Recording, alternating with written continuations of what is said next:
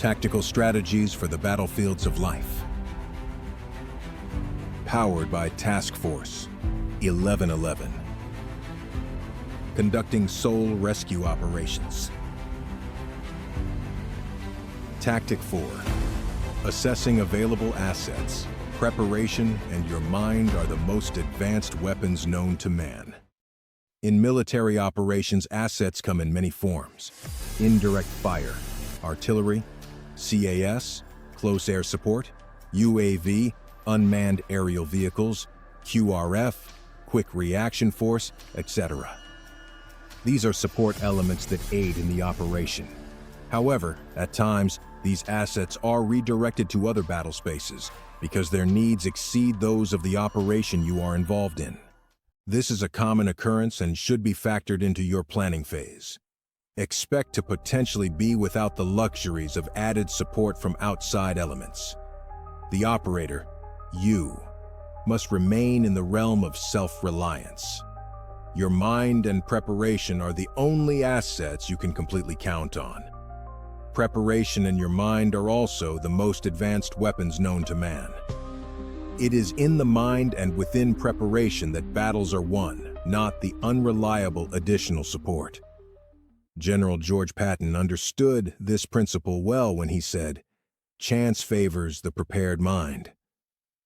The quality of the asset you possess at all times is defined and limited, or empowered, only by you. Believing in yourself will overcome self-defeat. We all have skills and abilities. Some are natural tendencies we are born with that we build on, such as enjoying art and then becoming an accomplished painter. Some abilities are developed through life experiences, such as learning to be a good listener, a persuasive speaker, or a critical thinker who can recognize trends and solve problems. While pursuing your commander's intent, the goals and objectives you have set, take inventory of your skills and abilities. What talents do you currently have, and what abilities do you need to assist your success? I will give you an example by sharing a few of my abilities and how they have allowed me to reach the objectives I set for myself as a convicted felon. I was given a massive sentence of 60 years, 3 20-year sentences, stacked, as a punishment for not accepting a much smaller plea bargain, 5 years, non-aggravated. I refused to concede to guilt for a repulsive crime I would never commit and which was only the DA padding his career. When I stepped into my new duty station, otherwise known as maximum security prison, I took the time to assess my available assets. They included my innocence, my inability to quit, and my military core values and training. I took these abilities, assets, and did recon on the battles that now surrounded me. In the unit where I was assigned and spent the first 11 years, there was an epidemic of suicides. I knew that with my psych ops training and special operations, I could make a difference and set out to strategically gain the confidence of the administration by demonstrating my capabilities in smaller ways. They gave me the latitude to conduct psychological operations that infiltrated the detention and segregation wings where the threat levels were high. As an example, there was a deeply disturbed inmate being held in a solitary cell who had spread feces all over the wall. I assessed the situation and did a visual recon to determine what steps I needed to take to engage him. "Hey, what's going on? What's with the decor?" I said, approaching his cell with my palms up.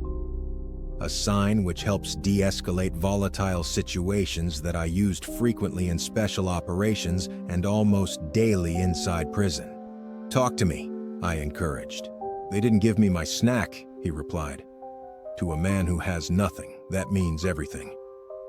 So, with the freedom I had been given to address these disturbed men, I made a deal. If he would clean himself and the walls, I would get him a sandwich. I was able to secure a towel, soap, and clean boxers so he could work on his end of the bargain. By providing these things, I showed I could follow through with what I had promised and he trusted me. As he cleaned his cell and himself, I went to the chow hall and brought back 2 peanut butter sandwiches. Out of this act of kindness, his demeanor and attitude changed dramatically. He just needed to be seen. In less than a year, this man had improved so much that he left segregation and was granted parole. Once free, he wrote me a letter to say he had a girlfriend and a job. He was doing well. He thanked me for what I did for him that day. I was planning to commit suicide, he revealed in the letter. Using the abilities I already possessed in situations like this, repeated day in and day out, I was able to completely stop the suicides in our prison unit.